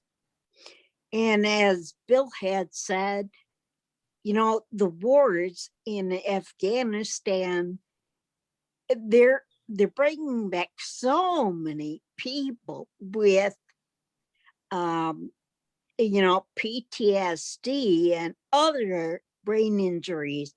And we need to get up, we need to get that funding back. And I miss having, his name was Rick. He was the head of Veterans Affairs. He had an office there in the office in BIA on the state level. And I miss having him in there because he brought so much awareness about veterans. I mean, we've got so many different populations that we still need to touch. You're right, Mary Lou, and your involvement is so encouraging to those, like you mentioned. There are so many ways that we can do our part, no matter what it is we feel our skill level may be. It's important for us to just get involved, and we're so grateful. Thank you for being here today and sharing your perspective as a former board chair and survivor. And as we move, I know we're looking at the clock, and I know folks have just allotted a specific amount of time to our event. I would love to move forward to a question for Mike Dabbs. Mike, thank you for joining us this afternoon. As the former president of Brain Injury Association, you've witnessed success and you've witnessed a lot of impressive BIA recognition. What is it that you feel is a great example of how brain injury was brought to not only the state level, but the national level, as far as being an awareness for public awareness? Well, good afternoon, Wendy, and great to be with you. And it's wonderful to see so many wonderful folks part of this event, and particularly Sharon Barefoot, and to see pictures of Jean Rickert, and then all of these panelists who, frankly, were the foundation and the backbone of who this association has become. So just very, very nice to spend the afternoon with you. You mentioned about Bob Woodruff's injury, and frankly, I think it captured the nation's attention because he had just become the ABC News anchor just a year or a year and a half earlier. And for so many, he felt like a personal friend or perhaps a relative who had gone to Iraq and then unfortunately suffered this devastating injury because of an IED bomb blast. In the months that followed, the nation witnessed firsthand his recovery. And they witnessed that extensive and the difficult rehabilitation that he had to go through. And they also witnessed the value and the importance of the love and support that his family gave to that rehabilitation. And finally, I think people learned that it was only because ABC ensured that Bob got the very finest of rehabilitation possible that he was able to make a miraculous recovery and his ability to return to work. So in short, I think what the takeaways were is, first of all, the nation is, I think Bill put it very, very well, became far more knowledgeable about what a brain injury is. The nation learned also about the amazing potential that brain injury rehabilitation could provide a person. And the nation also learned that frankly, life is possible following a brain injury. It did not mean the end of things. But here in Michigan, we were able to use Bob's rehabilitation and recovery in part of our fight with the auto no-fault system, because it showed what ABC was able to give Bob, we already had here in Michigan, and it was because of the auto no-fault law. And with that, we used Bob's injury and his recovery as we then increased further public awareness. And we're able to build and launch what became known as Lapse Walk, that ultimately led to actually retaining Tom Constand's PR firm to help us with it. And then eventually we got Tom to join the staff. So quite a time period for us. Thank you so much, Mike. I'm glad that you're able to highlight Laps Walk because not everyone was maybe involved at that time. And it's always great to reflect upon the things that were so successful and brought awareness in a unique way. And that helps us look forward into ways that we may be a part of projecting that message. Thank you so much, Mike. And as we wrap up this decade and being sensitive to time, I wanted to invite Tom Constant into our panel discussion. And you've been many ways, just as Mike Dabb shared, you were involved in from a public relations standpoint, or you were in the role that you are now as the president and CEO. So what is it about the decade, the 2001 to 2010 decade, that you feel made an imprint on you? And what is it that what really stands out in that decade for you, and you reflect upon the leadership of Mike Dabb as the president at that time? Well, two answers to that question. In terms of what really stands out during that decade, I think everybody hit it. Bill, Margaret, Mike, from the discovery of chronic traumatic encephalopathy by Dr. Bennett Omalu, who ended up being our keynote speaker a decade later at our fall conference, to being bookended on the other side by Bob Woodruff, and then Gabby Giffords. And then in between, Mike just mentioned it, Laps Walk, which was the opportunity. We wanted to reach out and engage regular fans, in this case, fans from NASCAR, and make them aware about brain injury. And so it was an opportunity that we provided for fans of NASCAR to walk with their favorite NASCAR drivers. And it was led by Ernie Irvan, NASCAR Hall of Fame legend, who sustained 2 TBIs at Michigan International Speedway. And because of Ernie's efforts, people were able to walk with Mark Martin, Greg Biffle, and other NASCAR legends for 3 years. And in addition to raising tremendous awareness across the state about brain injury, it brought the brain injury community from across the state together. So teams of people from Grand Rapids met teams of people from Traverse City, who met teams from people from Flint, who met people from Lansing. And they all convened at MIS for that magical day. And when we had over 500 people walk the track. And if you look at some of the pictures back then of that track just being filled with survivors and caregivers walking that track to raise awareness for brain injury, and see the resulting media coverage, both locally and nationally, because NASCAR.com covered it, and a lot of the NASCAR stations across the country covered what Ernie Irvan was doing. We were able to raise great awareness and bring people together. And I'll never forget, it was the brainchild of Mike Dabb sitting in his office when he looked at me. You're shaking your head, but I know you remember this. You said, Tom, as only you would do, you challenged me. You said, what do you think about this? And you said, we're going to have a walk at Michigan International Speedway with Ernie and NASCAR drivers. What do you think about that? And by God, we did. We did it for 3 years. And it was a testament to Mike's quiet, gentle, but persistent persuasiveness, polite persuasiveness, that we were going to do this and it was going to be right. And it was that kind of leadership that Mike exemplified, both here locally in Michigan and on the national level. I attended many state or national leadership affiliate conferences with him in San Antonio, Washington, and Florida.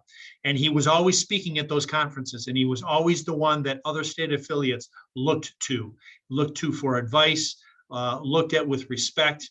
And Mike was always very giving of his time, of his strategies, and would never hesitate to talk to another brain injury state affiliate and provide them with helpful information so that they could set up their affiliates in much the same way.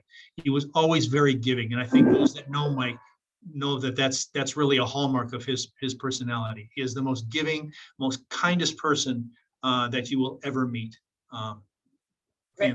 You're absolutely right. Thank you. I'm glad that you were able to share that. And Mike, you're blushing, but I wanted to share that it's so important to provide that awareness, because a question that I wanted to ask Tom was just moving forward. How do we do that? How do we move forward into the future? And I think a large part of that, being short on time, I'm not going to ask that question. However, it's your influence as individuals that really spearheaded efforts that were creative, that were dynamic, and that were very connected to the population that needed to hear the message.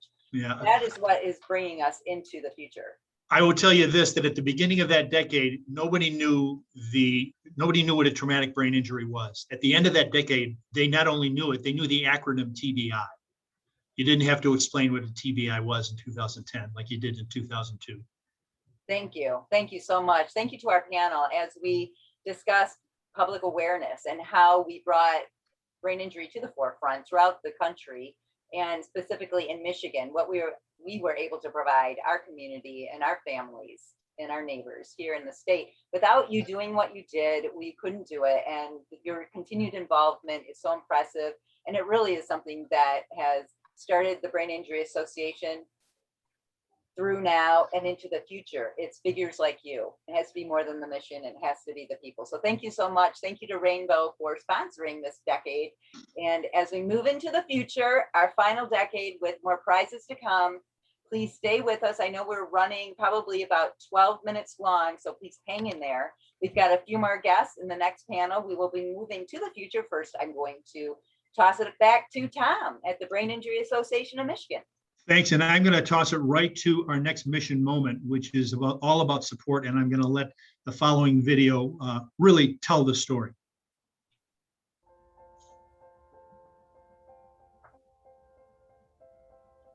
Ways that the support group has helped me is showing me that there is other people that are going through very similar things, if not the same thing. Although every brain injury is very different, you can overcome and have a fulfilling life after injury. It's good for those people that have a brain injury to know that there are others out there who have had the similar experiences and know exactly what you're going through and can say, yeah, I was there, I've done that.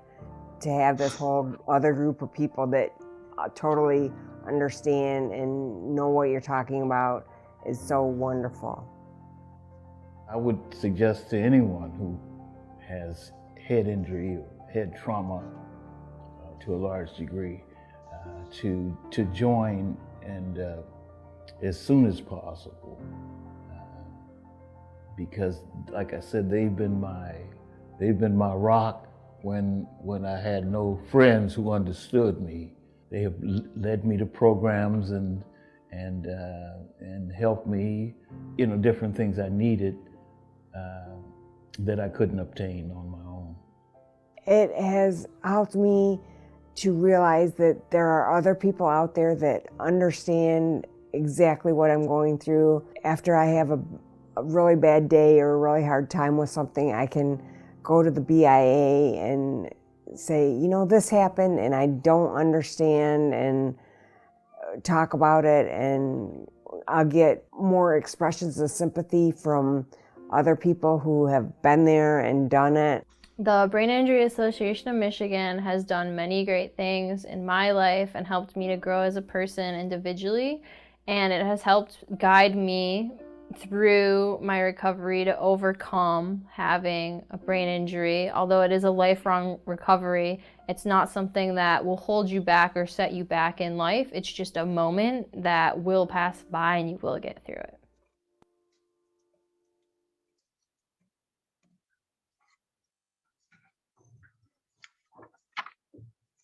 Well, that's what we're all about. That's the final pillar. It's all about support. It was never hammered home to us as much as it was over this past year during this pandemic, that when things get tough, you remember what you're here for. You remember why you do what you do. And that's not just us here at the staff at the Brain Injury Association. That's everybody watching this. That's our entire provider community, a provider community that's second to none in this country. It's all about support. Let me give you an update, a giving update. This is wow. This is incredible. Through our sponsor, let me just, because of time, I want to cut to the chase here. First of all, I want to thank people collectively. I want to thank Dolores Flemons, Donna Jones, Brett Williams, Tammy Burt, Diana Armstrong, Jerry, I apologize, I can't pronounce your last name, Ascioli, I believe it is. I apologize for that. Kathleen Sobczak, Peggy and Clark Bach, Susan Lincoln, and Mary and Jack Mitchell for giving, and our sponsors for giving a combined total right now of $21,504. Thank you so much. I want to let you know who our prize winner is here too, at this point. Are we giving, oh, we are giving two of them. Hey, special announcement. We have two prizes. All right, each of them are a $100 gift certificate. The first prize winner is Natasha Huffine, Huffine. Natasha, you have won a $100 Visa gift card. And the second winner, as I reach into my hat here, is, drum roll please, Darlene Preston. Darlene, you are a winner also of a $100 gift card. So congratulations to Darlene Preston and Natasha Huffine. Congratulations. Way to go. Thank you. You bet. Thank you so much. Wendy, let's take it to the last decade. Okay, let's do it. Here we go. We're finalizing our trip through the 40 years of Brain Injury Association of Michigan. I'm Wendy Nienhaus, and I'm just thrilled to be part of the guide team here at Brain Injury Association of Michigan. This event today, we're so grateful for your participation. As we move into this final decade, we want to encourage your contributions, BIAMI.org. Thank you so much. Your generosity has put us over the $21,000 mark. I know that we were looking to get to $30,000 during this 90-minute ride. And so I encourage you to be thoughtful if you're considering a gift. As we move into our final decade, 2011 to the present, 2021, and into the future, past, present, and future. This decade is sponsored by Origami Brain Injury Rehabilitation Center. And I believe we have a short video at this point. As a decade sponsor, Origami Brain Injury Rehabilitation Center is proud to welcome you to the decade of no-fault intensification. In this decade, we saw significant growth and awareness for the brain injury community. We also faced our share of challenges, the most notable being the significant changes to Michigan's auto no-fault law. Providers, survivors, and caregivers have come together and continue to fight for a fix. During this decade, we watched the evolution of the Michigan Brain Injury Provider Council, which has played an impactful role for providers and the Brain Injury Association of Michigan. This decade also brought a transition of leadership from the president of nearly 24 years, Mike Dabbs, to the current president and CEO, Tom Constand, in 2016. Under Tom's leadership, the association continues to expand its statewide resources and advocacy efforts, including such initiatives as the Carol Green Fund and Think Ahead. Congratulations to the Brain Injury Association of Michigan on an incredible 40 years. We look forward to continuing to work alongside you throughout the next decade. Thank you so much to our sponsor of this decade as we look to the past and the present and the future, 2011 through now and ahead. Thank you so much to Origami for sponsoring this decade, and thank you to our panel that I will introduce you all at once, and I'll share a little bit about you, and then you may give a wave as I'm sharing who you are, introducing you this way, and then individually I will approach you each with a question. Tom, I'm going to give a little bio about you, so maybe you all as an audience will learn a fun fact about our fearless leader here. Tom is the president and CEO of the association. He's been there since 2016 in that role. And he's also from 2005 to 2010, he was a member of the Brain Injury Association of America board. So thank you so much, Tom, for that. He's also received the 2008 Community Service Award in the Michigan Association, and he is inducted into the Legacy Society as an honorary member. So thank you, Tom, for all you do and continue to do. He's also the only one with balloons. So that's how you can find. Thank you so much to Tammy Hanna. Tammy Hanna, you know her in a variety of ways. She is the president and CEO of Origami Brain Injury Rehabilitation Center, and she is our current Brain Injury Association board chair. And often, thank you so much, Tammy, you are the voice and the face of the association with a visible proponent of our association support, education, and advocacy efforts. So thank you for being that individual. Mark Parrish, thank you for joining us. He is a program case manager for NeuroRestorative, and he is a chapter leader in the West Michigan Chapter Support Group, and he's been in that role since 2014. He's a very passionate supporter, and he's very engaged and involved in the Brain Injury Association. And thank you so much for what you do for our survivors. We have two very special survivors with us this afternoon. Thank you for joining us, both Jennifer Pilon and also Brandon LaForest. Jennifer, she's active, she's engaged, she's very much someone that is mentoring other survivors to get involved. Thank you so much for your role here today. And Brandon LaForest, thank you so much for being involved and sharing what it is that inspires other survivors the way that you are engaged. It really does drive the force for others to become involved with the Brain Injury Association of Michigan. So thank you so much. I'm going to start with our first question. This will go to, let me think. Oh, sorry, apologize here. Tammy. Tammy, you are our current board chair of the Brain Injury Association. What's next for our association over the next 40 years? What feels exciting? What feels challenging? And how may we help?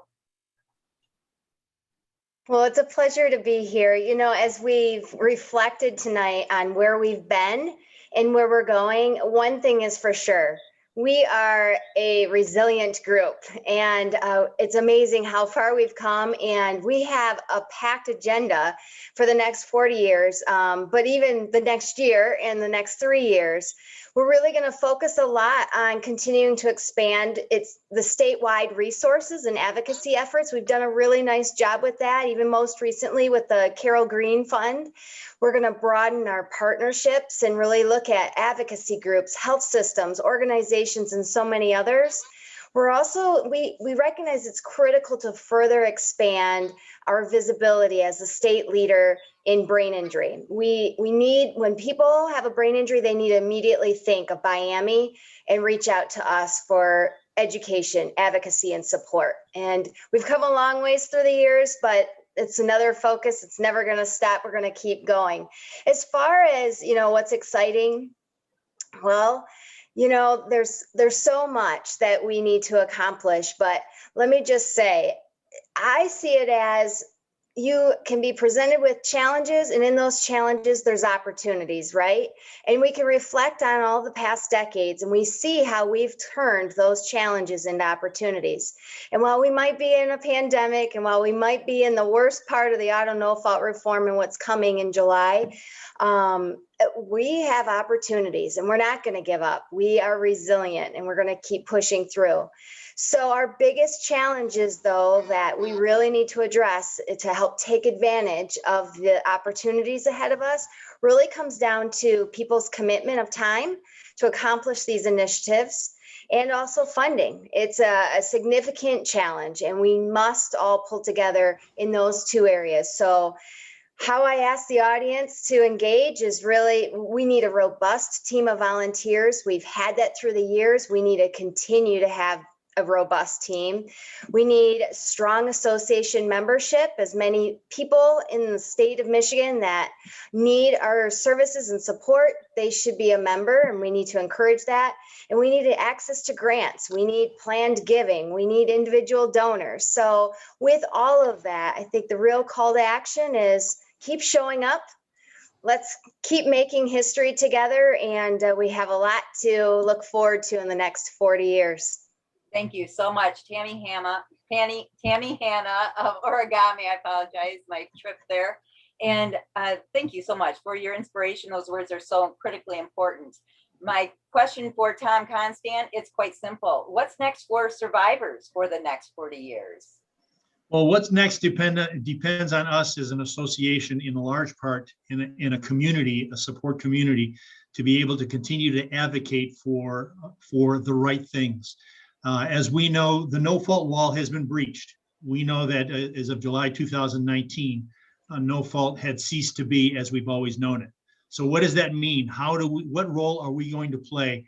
Not necessarily in redefining no-fault, but in redefining access to care across the state of Michigan for survivors and their caregivers. How can we play a leading role? And that was what we determined that we were going to play a lead role about a year ago.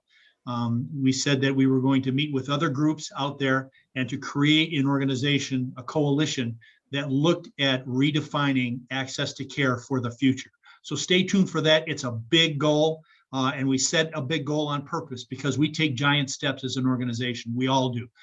You've heard the history of this association, and not just this association, but the brain injury provider community as a whole. We are one family. We are all joined at the hip, whether it be MBIPC, the BIA, CPAN. We are part of this greater support community that advocates on behalf of our survivors. So I would tell our survivors to hang in there, to continue to be fierce advocates in the cause, and do not let anyone marginalize this community. That's the other reason why we're looking to expand our partnerships within the greater disability community, because we are louder and stronger when we band together as one and refuse to let any other organizations, any other entities, any other legislator for that matter, try and marginalize our community. That's not going to happen on our watch. Thank you. Thank you so much, Tom. Thanks for that perspective. Looking ahead 40 years, it's up to us, and hang in there. We trust that the Brain Injury Association of Michigan will be there for us. We have to continue to be there for the organization. Wendy, if I may, we are the conduit, is some people know, but some people don't know. We are the conduit between some 200,000 survivors living in the state of Michigan and this vast, deep network of rehabilitation organizations, providers, professionals that you've heard from tonight, that you've heard represented here tonight. Second to none in the country, recognized as a center of excellence by the rest of the country. That's a huge network, and we represent that link between survivors and their families and that network. It's important for people to understand that. Thank you. Thank you, Tom. I'm glad you added that. Mark Parrish, my question is for you because of your role as a leader and your involvement with survivors. I know that you know a lot about how programs have been developed for the Brain Injury Association of Michigan, and you, I think, would be a great one to reflect upon how those programs are developed. Well, thank you, Wendy, and I need to say thank you too for including me in this all-star panel. I'm humbled by the invitation, truly. My involvement with the Brain Injury Association has, again, started through the chapter, and then I became a chapter leader. So clearly my passion is with survivors. But to answer your question, some years ago when we worked on our current strategic plan and developed the goals for the organization, I default to those because I still think they're pertinent and couldn't be more important. Grow and strengthen programs and services available to survivors, expand and improve training and educational programs, provide leadership and advocacy, expand public awareness, and we just spoke toward that. I had an occasion once where I was talking to a case manager from a fairly large case management company in Grand Rapids that didn't know that there was a support group either in Muskegon, West Michigan, or in Grand Rapids. And I just think that's a tragedy that a case manager servicing folks with brain injury doesn't know that we exist. To me, that's just a huge problem. But another goal, establish and continuously improve staff recruitment. And then the last one, strengthen long-term financial stability. And I think this last year has taught us how critically important that is. And I'd like to go back to something Mary Lou said. This is a personal goal of mine, is to help us find a way to get back and be more involved with veterans. I am a veteran. It's another passion of mine. And I would love to see us find a way to be more involved with the veteran population. It's definitely underserved in rural areas like where I live. I know the Veterans Administration does the best they can, but that's a long trip for a veteran here in the West Michigan area to get services from them. So from where I sit, that's another thing that I would really love to see us do. Thank you. Thank you so much, Mark. Thank you for your work. Thank you for being a support for those survivors and really seeing boots on the ground what is needed for our association to continue to develop those influential, impactful programs. Thank you, Mark. Now, I would love to wrap this decade with a comment from our survivors that are a part of this panel. Thank you so much to both Brandon and to Jennifer for joining us this afternoon. Jennifer, I'd love to start with you. And my question is pretty simple for you. You're a strong survivor. What is your hope for the Brain Injury Association of Michigan for the future? Well, my first very unrealistic hope is that we would stop needing this organization because there would be no more brain injuries. I realize that that is very, very unrealistic. My more realistic hope is that all who have a head injury find this organization and are able to make their lives work. I get so much positive feedback from other members of the BIA because all of them have been where I was at the time. Early on in my recovery, I found the BIA through my mom, and it's just helped me so much. But now I keep going, older member. I go mainly to listen to others share and possibly give others solutions that have worked for me in the past. It's a place where I, as a survivor of brain injury, still do have some important things to say.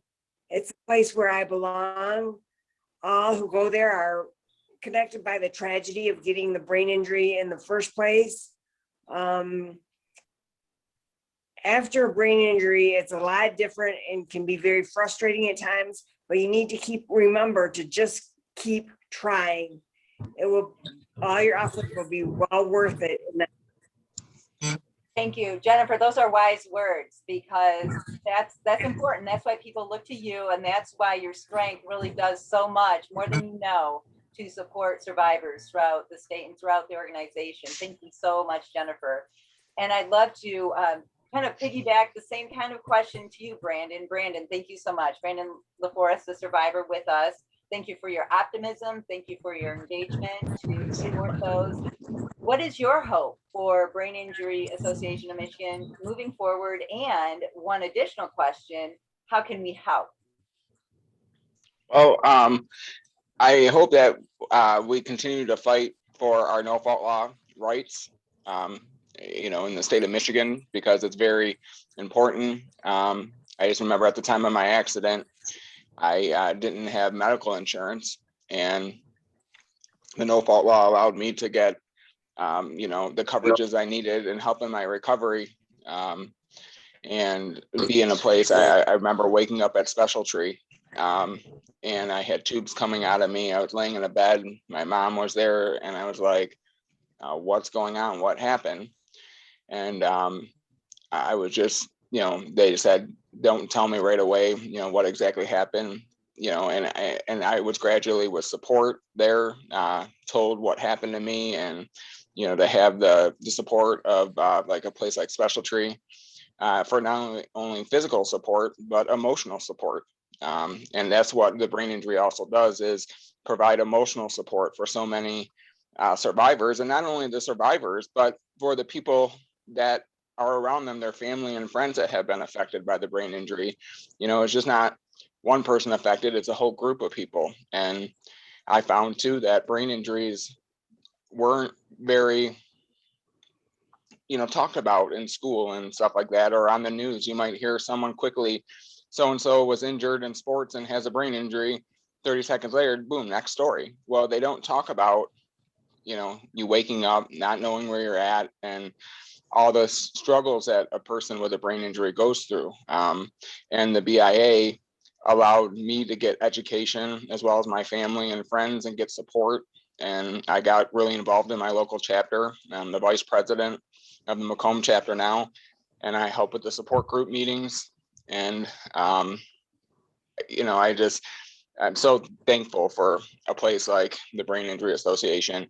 Now, moving forward in the future, I hope we continue to educate people on what brain injuries are and how people with brain injuries are affected, and how we need rights and laws, you know, that help us recover the way that we need to.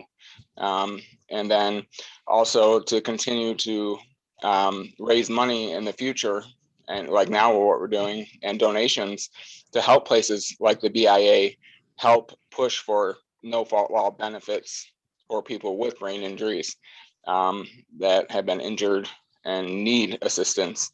I'm just, I guess it's a wait and see game here to see what exactly is going to happen in the next few months, when people that need, the critical help and support might be forced to not get it. And, I don't know what people that pass these laws are thinking, that we're just all supposed to be quiet and shrivel up and go away and not be a burden. That's not going to happen, to them. Brandon. That's not going to happen. We're not going to be quiet. Okay, good. I said and that's what I before. hope every chapter does. And, we had that meeting in Lansing this past year, that I thought was great. And, I think everyone just needs to stay involved and make your voices known. Call local, your local representatives, whoever we need to get things taken care of and have our rights, provided to us that we need. Thank you so much, Brandon. You put it very clearly. Our voices continue to need to be heard. Thank you so much for standing up and sharing what it is that we need to remember about this process, that there is hope that we'll get through it. We have heard that through the decades, through 40 years of the Brain Injury Association of Michigan, we have had that support through the programs, through the education, the advocacy, and the services that are provided. And Brandon, thank you so much. Thank you, Jennifer. Thank you to our panel members, and thank you to Origami for sponsoring this decade. As we look to the past, we understand the present, and we look toward the future. And as I am just wrapping not only this decade, but just again, saying thank you for my participation. I've really enjoyed taking this journey with you. I'm Wendy Nienhaus, and I am a proud supporter and advocate of the Brain Injury Association of Michigan. And I would love to share our final close with Tom Constant. Tom, thank you so much for the opportunity to share just such incredible people, those warriors, those fierce pioneers, to those that are just becoming involved. There is a place for all of us, and it's so important to maintain that connection and to contribute. BIAMI.org. Thank you so much. Thank you, Wendy, for hosting tonight. We really appreciate it. I've got some final announcements to make. But first of all, I want to remind everybody, it's no coincidence that this event is occurring during Brain Injury Awareness Month. And it's no coincidence that the survivors that you heard from tonight embody the theme of this year's Brain Injury Awareness Month, which is more than my brain injury. Folks like Jennifer Pilon, Brandon LaForest, that you heard from tonight, folks that you didn't hear from, Dave St. Amant, so many others are more than their brain injury. They are business owners, they are voters, they are board members involved in their communities. They are more than their brain injury, and that's why we are not allowing anybody to marginalize us. So thank you all for participating. I want to do the final giveaway and drawing right now, and thank Communicare for bringing all of these opportunities to present these $100 gift cards. Our final winner tonight, our final prize winner for the $100 Visa gift card is going to get something in addition to just that. This is a very special gift. In addition to the gift card, you're going to get free attendance at the upcoming fall conference. And so the winner of this very special prize tonight is Wendy Johnson. Wendy, congratulations. Not only do you get the gift card, you get to attend the fall conference upcoming free. Congratulations. Want to provide you with an update in terms of the money. And first of all, thank the following donors: John and Lisa Kornak, Roderick Arnold, Bethany Agawas, Andrea Koch-Judah, Tammy Burt, Robert Kruk, and Mike and Pam Dabbs. We have a total now of $23,104. But remember, this event does not end tonight. I encourage you to continue to give. As I said before, give early, give often. Think about the information you heard tonight. Think about the people that you heard from, the mentors we have in this industry, the incredible resilience of this industry to last as it has through 40 years, and the resiliency that it continues to have in its ability to last another 40 years. That is going to happen. And it's due to these individuals and these organizations that have been so supportive, not only tonight, but through these 40 years. I want to thank our sponsors: Origami Brain Injury Rehabilitation, Miller Tischler, Resilier Neuro, Sinus Dramus Law Firm, Rainbow Rehabilitation Centers, and Special Tree for being our decade sponsors. I want to thank Communicare Michigan for being our our gift card sponsor tonight. And I want to thank Dr. Owen and Sheila Perlman and Chuck Siegerman for sponsoring our Mission Moments. Thank you so much for your support. I also want to thank our committee members. And these individuals started meeting about 6 weeks ago and were integral in providing the marketing assistance and the program and the production assistance. Peggy Ellen Bach, Stephanie Hume, Beth Lefevre, Wendy Nienhaus, Brad Russell, and Marty Zabroberts. Thank you so much for everything that you've done in supporting us tonight. I leave you with the understanding that, I've spent nearly 20 years with the association, and I feel like a rookie compared to most of the other people. I have learned so much from you. I've learned so much from the people that have appeared tonight. I sit here and listen to your words and remember the first time that I met you and think of the words of wisdom you imparted to me, the assistance you provided me, Bill, in attending some of the conferences, and just sitting and learning from you. Margaret, the others that have appeared tonight, Tammy is our current board chair, and especially Mike Dabbs. Mike, I owe everything to you. The course that you set some 26 years ago now, we continue to stay on. And I said before, I don't fill your shoes, I stand on your shoulders. Thank you for everything that you've done. And thank you especially to my staff, the associates that I work with. We are a true collaboration. Everybody works hard.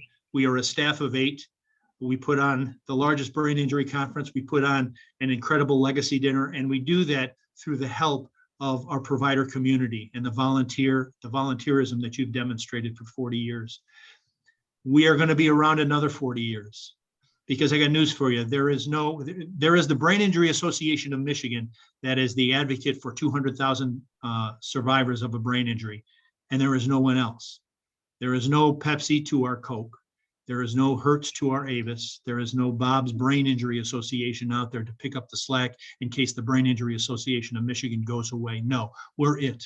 And that's why we made the decision that we're going to be here for the next 40 years. But it's not going to happen without your help, without your support, without your continued support. So together, let us march on through the next 40 years and advocate on behalf of those we serve. I thank you, and I encourage you to watch the next video if you ever had any doubt as to what we're about and the core of this association and who we stand for. That will be answered in this closing video. Thank you for participating, and good night.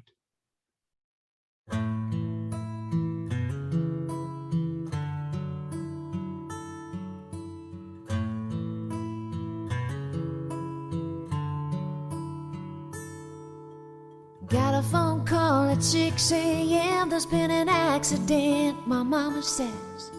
Don't think your little brother will survive. Get on a plane as fast as you can. I don't know if you'll ever see him again. Just pray real hard he'll live through the night. Why won't the angels in the sky come down and fix everything that's crumbling in our lives? And I need an answered prayer tonight. I wander through these broken thoughts. Tell me why. Ran into the ICU, I fell on my knees and I prayed for you. Keep whispering in your ear, you're gonna be alright. Just hold on tight, you gotta stay strong. I'll keep singing to you all your favorite songs. Our faith, your will, our love, we're gonna give it a fight. Why won't the angels in the sky come down and fix everything that's crumbling in our lives? And I need an answered prayer tonight. I wander through these broken thoughts. Tell me why.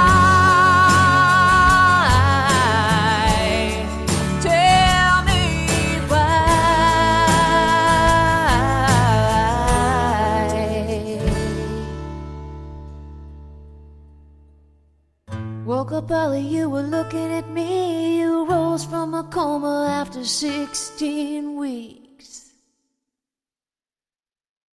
Grabbed your hand so tight and I kissed your cheek. I love you, it's gonna be a long road. Those tears in your eyes let me know it's gonna be alright, it's gonna be alright. I heard the angels in the sky come down and fix everything while you were sleeping through the night. I received an answered prayer tonight when I felt like life was crumbling right there by my side. The angels in the sky come down and fix everything while you were sleeping through the night. I received an answered prayer tonight when I felt like life was crumbling